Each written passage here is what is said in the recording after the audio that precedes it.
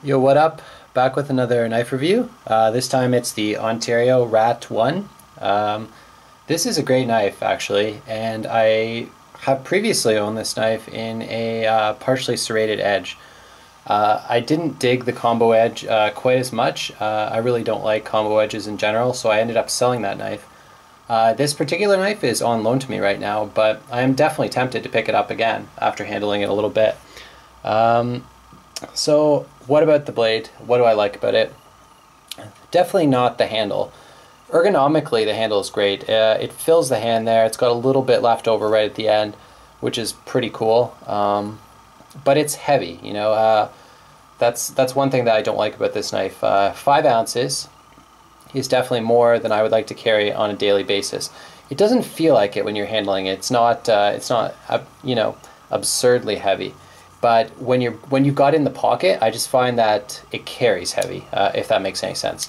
So the handle, I don't really like the handle very much at all. It looks like G10, but it's not. It's like a textured FRN, and it's very slick, as other people have pointed out, quite rightly. The construction of the handle is actually really good, though. It's this like pin construction, flow-through design, so it's nice and easy to clean that out if it does get dirty. It has full steel liners, which are not skeletonized.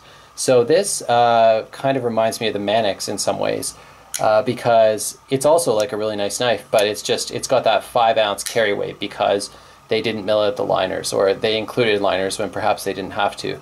On this particular design, you know, I guess liners are probably necessary. I don't know, but it's a very smooth knife. Like, it opens nice and smooth. I don't like thumb studs, but these ones are not bad as they go.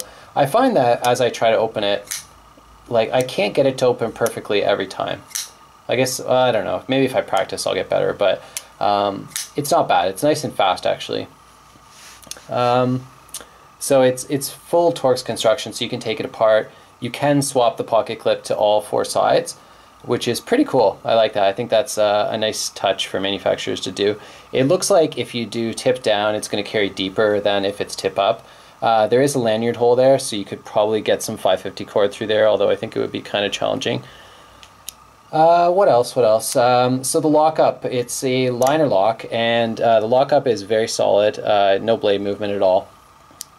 The liner lock is not like the hugest one in the world, but it's perfectly adequate, and it's got a lot of contact there with the blade, so I think that it's not going to have any failures. The blade shape is outstanding on this.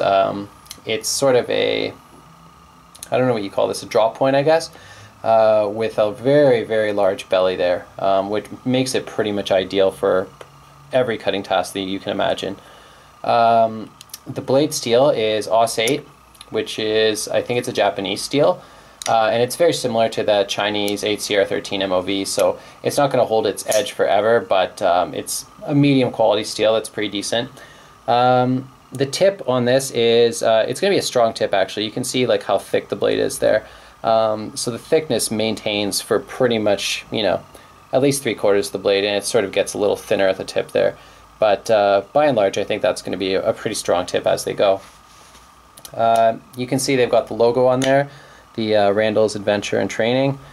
I think that the Rat, I forget what his name is now, Jeff Randall, I think, he moved on to the SE knives afterwards, so there's all this political talk about how it's inappropriate for Ontario to keep using the Rat brand when he's no longer associated with the company. I don't really know about that, but they do have other Rat knives. I think actually this year a Rat 2 has come out, which is smaller and lighter, I believe, than this one. So that could sort of address a lot of the issues that people have with this knife. The jimping on the top is nothing really special, honestly. You can kind of, if you can slide your finger up it like that, it's not good jimping, really. It does come in a few variations. There's a black blade, and you can go, you know, plain edge or partially serrated. Excuse me. What I've noticed though is from knives made in Taiwan, which this one is, I've found that the black blades tend to chip and look like junk. Another series that's made in Taiwan with the black blades as well is the Cold Steel Recon 1. American Lawman and the AK-47. And I don't know, I just think that's a huge miss. Like, there's a lot of blades out there that have a black coating on them that look really good actually after some time. For example, here, check out the Paramilitary 2. And I'll just leave that in there for sort of comparison purposes. It's a little smaller than the Rat for sure, but that black coating, it holds up really nicely. I've had this for probably a year, and it's got a little bit of scratching there. I think that actually happened when I was sharpening it, believe it or not. But other than that, this thing looks amazing after a year. It's basically brand new. So that shows you can do black coating well. You know, that's a totally different class of knife, mind you. Like, this one costs around $35, $40 where I am, and the Paramilitary is basically 3 times the cost. I'll show you another option here. Flash 2. I think that these knives are more or less sort of on par.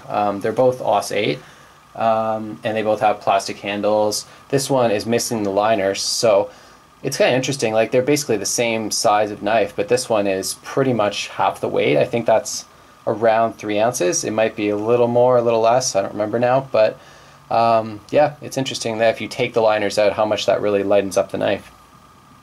I'll show you an Endura as well. Obviously a more expensive knife as well. But you know, it's more or less the same size. I think you're going to get sort of the same performance out of both knives. This one does have a much sharper tip on it, so it's kind of different in that respect. Maybe a better comparison is the Bird Caracar 2. It's sort of in the price range of the Rat. You know, this is going to be a little cheaper, maybe closer to $20, and this is closer to $30, maybe a little more, a little less, who knows. But I think that personally I would take the Caracara over the Ontario Rat one. I really should talk more about this knife because I do like it a lot. But yeah, they both have the FFG. This is sort of China versus Taiwan, you know, Spyderco versus Ontario. The other knife I'll show you, and I don't know if it directly compares to this, but it's interesting anyways, just because of the steel liners. There's the Manix 2, and these knives weigh the same thing. They both weigh 5 ounces, as if I'm correct on that. I don't really know, like, this one seems to be a little lighter, but it's really not. But the thing to notice though is the full steel liners inside the knives there. I really don't understand why a company would do that, like, especially on a more expensive knife like this, why they would have full liners in there, not drill those out and lighten the knife up a little bit. Like, try to get it closer to 4 ounces.